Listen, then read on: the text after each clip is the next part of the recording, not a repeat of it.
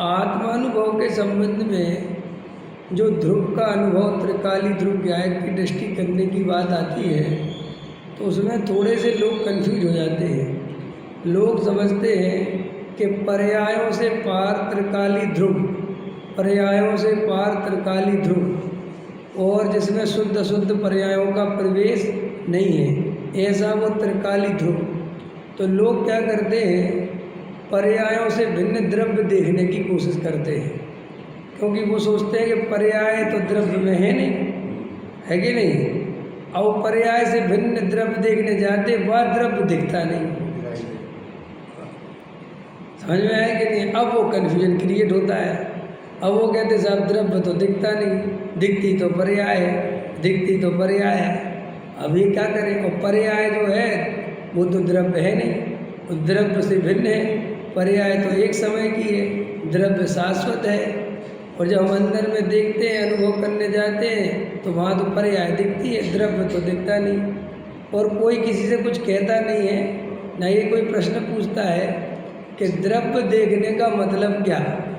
भाई द्रव्य देखने का क्या मतलब है, द्रव्य देखा कैसे जाए। देखो द्रव्य पर्याय में नहीं आता।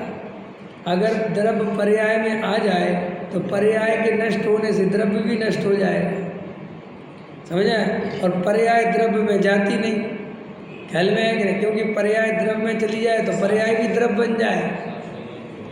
फिर कैसे क्या करें। अब पर्याय क्या चीज़ है और द्रव्य क्या चीज़ है, और इसको अनुभव में कैसे लिया जाए। एक भाई का फोन आया मेरे पास, तो बोले साहब हम अंतरंग में जब जाते हैं तो वो ज्ञान तो आता है ख्याल में, लेकिन वो ज्ञान तो एक समय की पर्याय है। और वो एक समय की पर्याय में ज्ञान आता है, ध्रुव कहाँ आता है। हम ध्रुव को अवलंबन कैसे लें, सबके दिमाग में ध्रुव का अवलंबन कैसे लें। अब वो ध्रुव का अवलंबन का मतलब क्या है, अभेद का मतलब क्या है। जैसे आज ही गुरुदेव ले रहे थे, अभी सुबह का प्रवचन सुन के आ रहा था, उसमें गुरुदेव श्री ले रहे थे कि सम्यक दृष्टि सम्यक दर्शन को भी अपना स्वरूप नहीं मानता। सम्यक दर्शन से भी सम्यक दृष्टि को कोई लेना देना नहीं है। तो अपन ये सब बातें सुन के जो है बहुत ऐसे हो जाते हैं कि बस अभी तो पर्याय की बात ही मत करो, पर्याय की बात ही मत करो। लेकिन पर्याय की बात मत करो या पर्यायों को भिन्न कहा है, उसका क्या प्रयोजन है वो हमें अच्छे से समझ में आना चाहिए। भाई सारा काम पर्याय में होना है, पर्याय के लिए होना है, पर्याय में से होना है। गजब गजब की बात है। द्रव्य का तो कोई लेना ही देना नहीं। समझ में आया। तुम्हें द्रव्य कभी दिखने वाला नहीं है। जब केवल ज्ञान हो जाएगा तब की तब से बात है। अभी तो केवल और केवल पर्याय पर्याय पर्याय दिखेगी।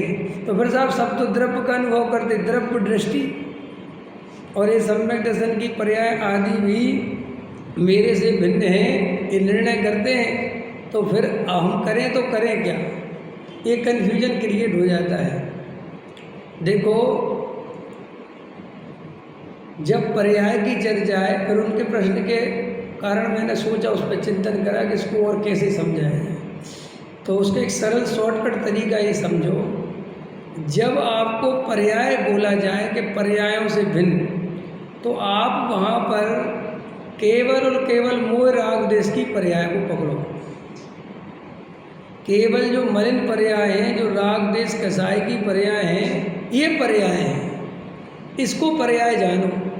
बाकी ज्ञान व्यान की पर्याय पर्याय पे दिमाग मत लगाओ कि ये ज्ञान की पर्याय है, ये गे है, ये सब छोड़ो। अभी तुम सिर्फ जो मोह राग देश कसा है, क्योंकि आचार्य भगवंतों ने जो भगवान आत्मा का स्वरूप कहा, वो उन्होंने नौकर्म द्रव्यकर्म भाव कर्म से भिन्न कहा।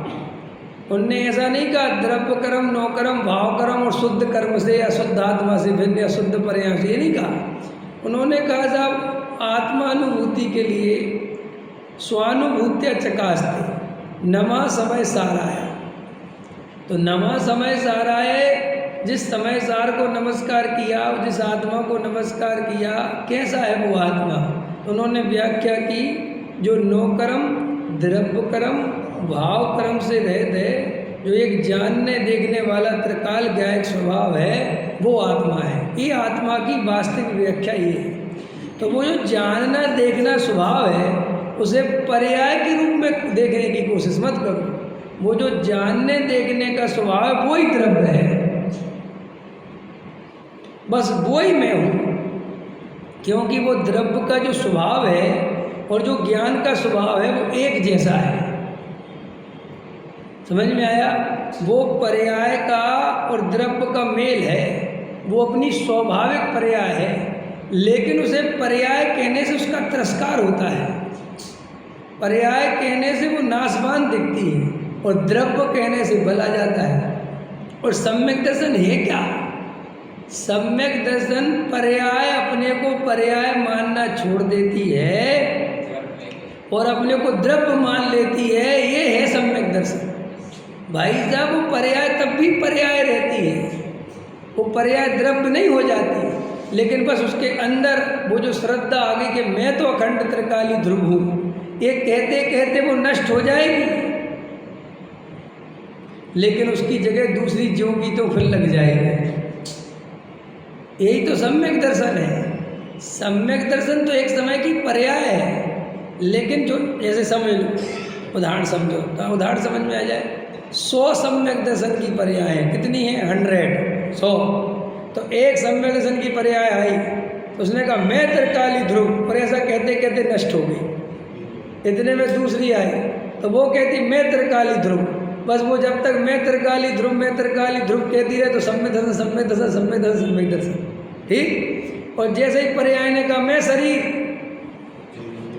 मैं रागी देसी, मैं मोही, बस वहां से मिथ्या दर्शन। इतना फेर है, तो मैं इससे ज़्यादा द्रव्य के बारे में ज़्यादा समझने की जरूरत नहीं है।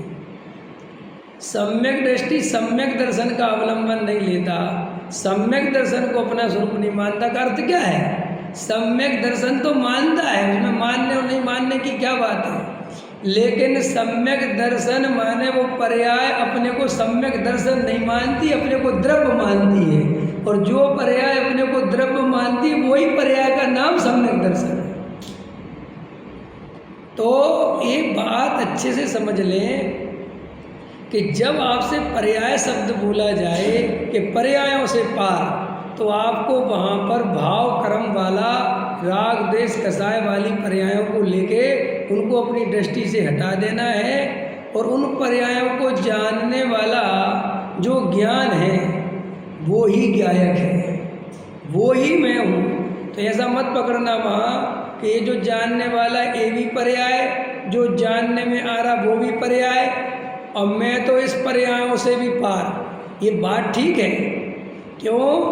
क्योंकि गेयों के साथ जो ज्ञान गया वो अभी बदल जाएगा।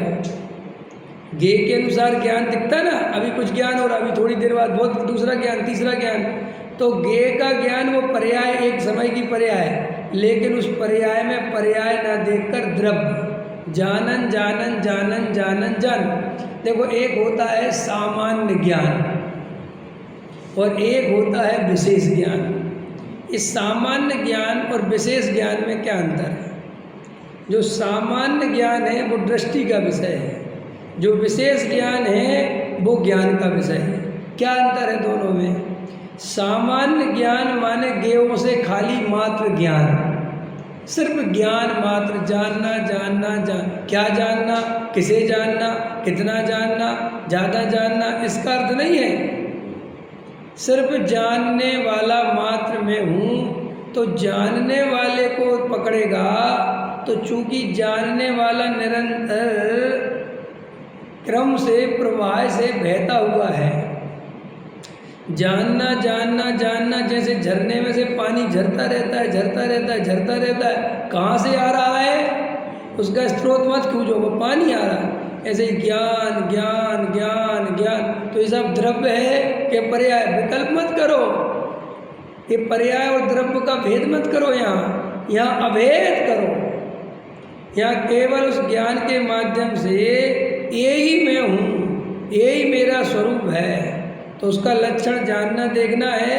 और जानने देखने में भी क्या जानता देखता ये मुख्य नहीं करना है, ज्ञेयों को मुख्य नहीं करना है, केवल जानने को मुख्य करना है। जानने वाला, क्या जानने वाला, किसे जानने वाला, ये बात ही नहीं है। और गजब आगे चलो, स्वयं को जानने वाला,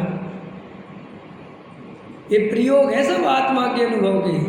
बाबूजी लेते थे बहुत ज़्यादा, आत्मा पर को नहीं जानता, नियम सार में लिखा है पर को व्यवहार से जानता है। तो अब ये पर को नहीं जानता, ये विवाद का विषय भी हो सकता है, और अगर ध्यान दिया जाए तो दृष्टि का विषय हो सकता है। लेकिन कभी कभी मतभेद हो जाते हैं और बहुत सारे लोग विवाद करते रहते हैं। सारे विवादों की वास्तव में समस्या, उसकी अपेक्षा, उसका प्रयोजन नहीं समझने से विवाद होता है। जब ये विवक्षा लगती है कि आत्मा पर को नहीं जानता, स्वयं को जानता है, तो इसके पीछे प्रयोजन ये है कि आत्मा पर को जानता है, आत्मा पर को जानता है, ऐसा कहने से पर पे वजन आता है, और ये स्वयं को जानने से चूक जाता है। क्योंकि अपन ने शुरू से क्या पढ़ा, आत्मा जानता है, आत्मा जानता है, क्या जानता है, तो भूतगल को जानता है, स्त्री पुत्र आदि को जानता है, करता तो कुछ नहीं, तो वजन काय पे चला गया कि जानता है। तो अब ये कभी नहीं पढ़ते अपन कि आत्मा स्वयं को जानता है। अपनी भाषा, अपने प्रयोग, अपने बोलने की शैली, ऐसा लगता है कि आत्मा जानने वाला और ये पुद्गल जानने में आने वाला। नहीं समझ में आया? आत्मा जाननहार और ये पुद्गल जानने में आने वाला। लेकिन ये आत्मा स्वयं को भी जानता है, इस पे ध्यान ही नहीं जाता। और सही बात बताओ, गहराई से बताओ, आत्मा पर को जानता कहाँ है? जानता तो स्वयं को ही कि साहब कैसे साहब कि ऐसे जानता है जैसे अपन किसी पे खंबे को मैं जान रहा हूँ, तो देखने में तो आ रहा है कि खंबे को जान रहा हूँ, वास्तव में खंबे को नहीं जाना, खंबा तो खंबे में है। एक खंबे का आकार मेरे ज्ञान में बना और वो ज्ञान का ही बना है। मैं तो रियल में अपने ही सामग्री को मैं ही जान रहा हूँ, मैंने ही वो आकार बना लिया ज्ञान में। तो अब आचार्य कहते हैं कि ये गेल उपधता इतनी बढ़ गई, ये गेल उपधता इतनी बढ़ गई कि ज्ञायक को भूल गया। अपन देखने जानने देखने वाले हैं, तो मैं जानूं तो पर को जानने की तो इच्छा बहुत है, लेकिन स्वयं को जानने की इच्छा नहीं है। क्योंकि मैं स्वयं को जानता हूँ, मैं स्वयं को जान रहा हूँ, मैं स्वयं जान सकता हूँ, ये स्वयं को स्वयं में जानने की इच्छा नहीं हुई। तो अब जैसे ध्यान करने बैठे, आत्मा के अनुभव करने बैठे, तो वहाँ क्या करता है, वो गे आते हैं उसके ज्ञान में, और राग देश कसाय झलकती, तो बस उनमें लड़ाई लड़ता है, इनको नहीं जानूं, इनको नहीं जानूं, ये गिर क्यों आ रहे मेरे ज्ञान में, जबकि वो तेरे ज्ञान में कहाँ रहे, तेरे ज्ञान में तो तेरा ज्ञान आ रहा है। तू गेयों के आकार को गौड़ कर और जो जाननहार है उसको मुख्य कर। कि साहब वो फिर भी झलकने देना उनको क्यों बार बार, वो तो मेरा ही ज्ञान है, वो तो मेरा ही ज्ञान है, वो तो मैं ही हूँ। देखो भाई, दृष्टि का खेल है सारा।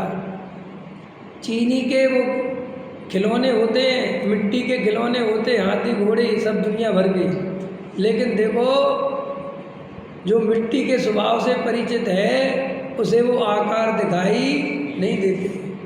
बच्चा मिट्टी के स्वभाव से परिचित नहीं है तो उसे हाथी अलग दिखता है, घोड़ा अलग दिखता है। लेकिन जो ज्ञानी पुरुष है वो तो कहता, क्यों क्या भाव दे रहे हो ये मिट्टी है? साहब हाथी 50 रुपये का और घोड़ा 30 रुपये का और साहब ये कुत्ता 20 रुपये का। कि क्या बात है?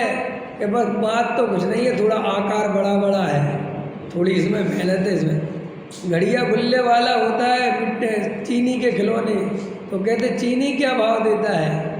तो बच्चा कहता है, पापा चीनी क्या भाव है? चीनी थोड़ी है, ये तो हाथी घोड़ा है। अरे बेटा तू छोड़, तो देखो दृष्टि में चीनी देख ली उसने, आकारों को गौण कर दिया। यही काम ज्ञान में ज्ञायक को करना है। ज्ञान में गे मुख्य ना रह जाए, आकार मुख्य ना रह जाए, वो ज्ञान की सत्ता मात्र, सत्ता मात्र, जानन स्वभाव मात्र, ज्ञायक मात्र वस्तु है। लिया ना, ज्ञायक मात्र, एक ज्ञायक भाव है। तो एक ज्ञायक भाव है माने वहाँ ज्ञान है, दर्शन है, चारित्र है, आत्मा है, ये है, वो है, ये सब विकल्पों को हटा दें। आत्मा अनंत गुण वाला ये सब छोड़, बस एकमात्र ज्ञायक मात्र, ज्ञायक की सत्ता को अनुभव कर, केवल केवल ज्ञायक की सत्ता। अब उसमें जो गेफे आते जाते हैं तो वे तो देखो भाई आएंगे और उनके ही आकार प्रकार ज्ञान के हैं। उन आकारों से हटाकर दृष्टि एकमात्र ज्ञायक को देख, तो साहब ये पर्याय है, ये द्रव्य है, और ये विकल्प छोड़, ये बात खत्म कर, ये पढ़ाई को हटा दे अब यहाँ से। अब बस अपने होने मात्र को, अपने भवन मात्र को, ऐसा लिखा है अमरचंद आचार्य की टीका में, ज्ञान भवन मात्र अपने ज्ञान रूपी भवन में स्थापित हो जाता है। बस उसमें ही रम जाता है, उसमें ही रुक जाता है, उसमें ही थम जाता है, उसमें अहोभाव से आहा यही में। और एक बार उस ज्ञान मात्र भवन में रुक गया, एक बार निराकुलता का निर्विकल्प आत्मा का वेदन हो गया, आचार्य कहते हैं अनंत काल के लिए अनंत दुखों से छुट्टी हो गई। बस यही सम्यक दर्शन है, यही आत्मानुभूति है, यही सम्यक ज्ञान है, यही सम्यक चारित्र है।